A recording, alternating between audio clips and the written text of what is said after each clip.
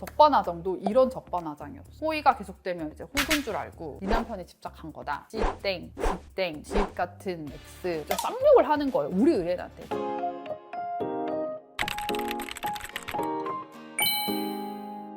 안녕하세요. 김보람 변호사입니다. 배우자 외도로 위자료 청구 소송 고민하고 계시는 분들 많이 계시죠. 현실적으로 위자료 청구 소송을 제기를 했을 때 위자료가 얼마를 받을 수 있냐를 궁금해하시는 분들이 많은데 그 부분에 대해서 제가 오늘 좀 설명드리려고 합니다. 저희가 한 10년 전쯤까지만 해도 위자료가 1,000만 원 내외 굉장히 이제 큰 금액이 인정이 되지 않았고 3, 4년 정도 전까지는 1,500만 원 정도가 평균이다라고 말씀드렸어요. 왜냐면 거의 뭐 한 7, 80% 정도의 케이스들이 1,500만 원 정도가 선고됐고 한 2, 3년 전부터는 금액이 조금씩 이제 올라가기 시작해서 2,000만 원 정도가 요즘에는 많이 선고되는 편인데 이 금액도 점점 올라가는 추세에 있기는 합니다. 드라마를 보면 위자료로 막 몇 억을 받았다. 그리고 최태원 회장이랑 노소영 관장 케이스에서 위자료만 지금 수십억이 인정이 되면서 오, 위자료가 이 금액이 나오는구나 라고 생각을 하실 수도 있는데 사실 일반적인 케이스에서 그런 수십억의 위자료가 나오는 케이스는 없어요. 거의 그냥 없다라고 보셔도 거의 무방할 정도로 조금 이례적인 금액이고 보통은 2,000만 원, 3,000만 원 뭐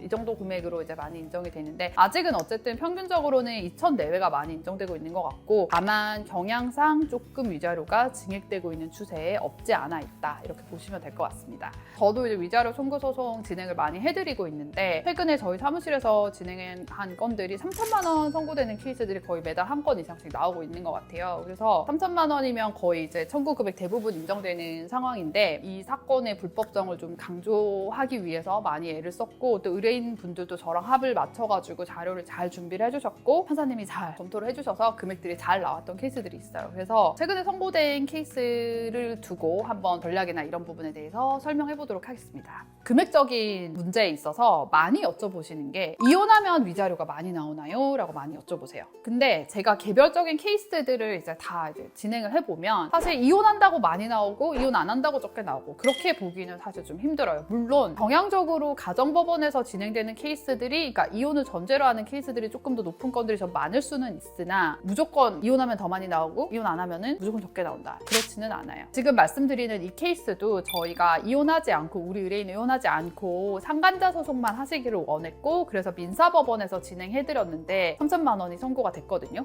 우리 이 케이스는 우리 의뢰인이 좀 어려요. 나이가 어린데 어린 나이에 조금 힘든 일을 겪고 그 과정에서 이제 남자친구를 만나게 되면서 빨리 가정을 이루고 자녀도 출산을 하고 이렇게 안정적으로 결혼 생활을 하고 있었습니다. 그런데 배우자 핸드폰으로 딴 거 이제 보다가 갑자기 이제 문자가 띠리링 온 거예요. 상간녀예요. 우리가 외도 사건을 제가 해보면 거의 한 7, 80%가 이제 핸드폰으로 우연히 알게 되는 경우들이 많은 것 같아요. 이 케이스도 그랬는데 근데 이 우리 의뢰인이 너무 착해요.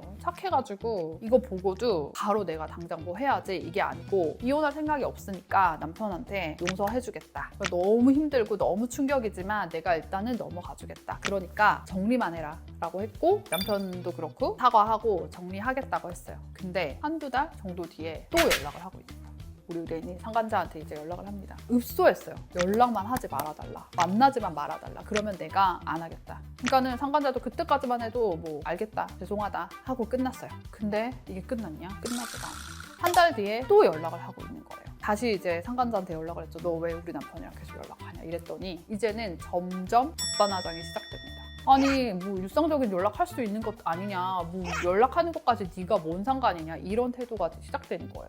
나는 진짜 이거 왜 봐주는지 저는 사실 왜 봐주는 거야? 나는 사실 우리 남편이 막 이렇게 하면 저 농담처럼 그러면 안 된다 이렇게 얘기를 하는데 사실 제가 이런 케이스들을 진행을 해보면 대부분 마음 여리고 착하시고 이런 분들이 그냥 조금 용서하고 원만하게 넘어가시길 원해요. 왜냐면 소송하고 이런 것들도 본인도 힘드시고 그 소송하는 과정 자체가 이혼을 특히 원하지 않을 때 배우자와의 또 갈등이 될 수 있는 요인이 될 수 있잖아요. 그래서 그냥 이제 넘어가게 해주려고 하는데 이게 호의가 호의로 받아들여지면 좋은데 호의가 계속되면 이제 호구인 줄 알고 진짜 나쁘게 하시는 분들이 있어요. 그러니까 이 케이스가 전형적으로 딱 그랬고 적반하장도 이런 적반하장이 없어요. 연락이 왔는데 그 내용이 그대로 남아있어가지고 내가 진짜 대단하다 이렇게 생각했던 건데 보냈던 내용 중에 일부를 이제 말씀드리면 네 남편이 집착한 거다. 찌땡, 지땡, 뭐 지읒 같은 X, 뭐 개 X, 뭐 진짜 쌍욕을 하는 거예요. 우리 의뢰인한테. 그 남자한테 하는 게 아니고.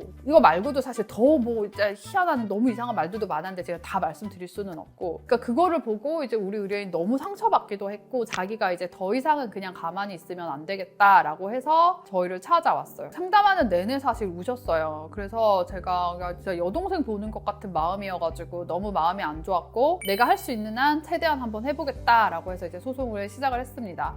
저는 이걸 일로 하니까 웬만한 증거들은 크게 타격감이 없거든요. 그래서 진짜 일로 해요. 일로 하고 이렇게 하는데 이 사건은 아니 왜 그렇게 그걸 하면서 사진을 찍고 동영상을 찍고 증거로 남겨놓는지 모르겠어요.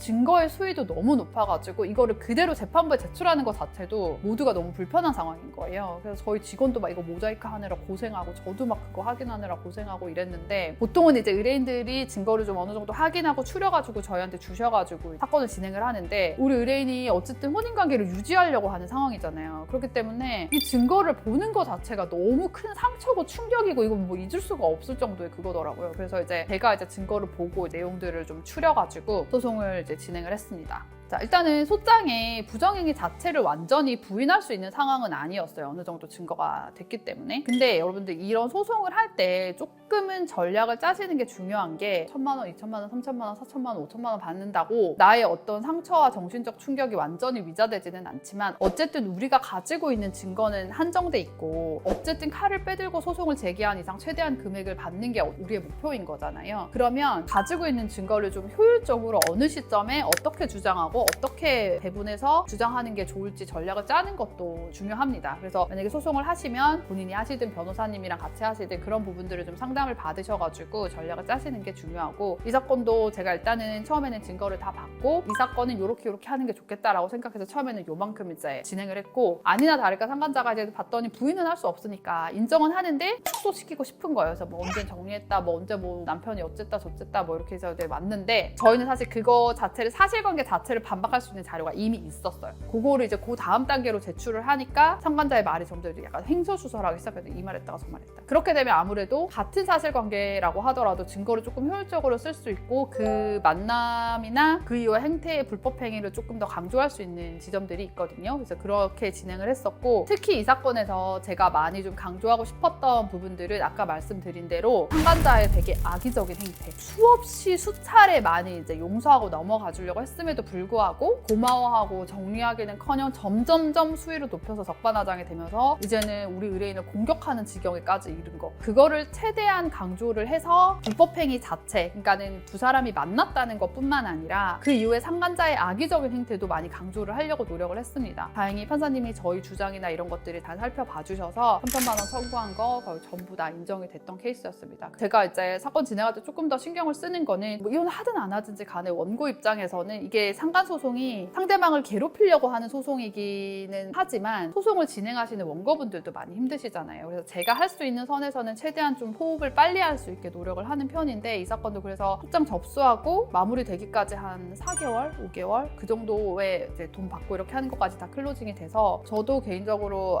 친구가 힘들어했던 이슈에 대해서 갈무리를 짓는데 좀 도움이 됐다라고 생각하면서 조금 뿌듯했던 사안이었습니다. 그래서 좀 정리를 해서 말씀드리면 이런 위자료 청구 소송을 제기를 하실 때는 기본적으로 상간자가 유부남, 유부녀를 인식했다는 거 그리고 두 사람이 남녀관계에 있었다라는 증거는 이제 무조건 필요합니다. 이거는 금액적인 걸 떠나서 이 소송을 하기 위한 필수 조건이라고 생각을 하시면 될 것 같아요. 그리고 이런 것들을 어떻게 주장을 해서 최대한의 금액을 받을 수 있을지 전략적인 부분들을 고민을 하셔야 되고 그리고 특히 상간자가 이 케이스처럼 좀 적반하장의 악의적인 행태를 보이는 경우에는 만남의 기간이 짧아도 보통 위자료가 조금 더 많이 나오는 편이거든요. 그래서 그런 악의적인 행태에 대해서는 꼭 증거로 남겨두시고 그 부분을 좀 적극적으로 부각을 시켜가지고 소송을 진행하시는 게 금액을 많이 인정받는 데는 좀 도움이 되십니다.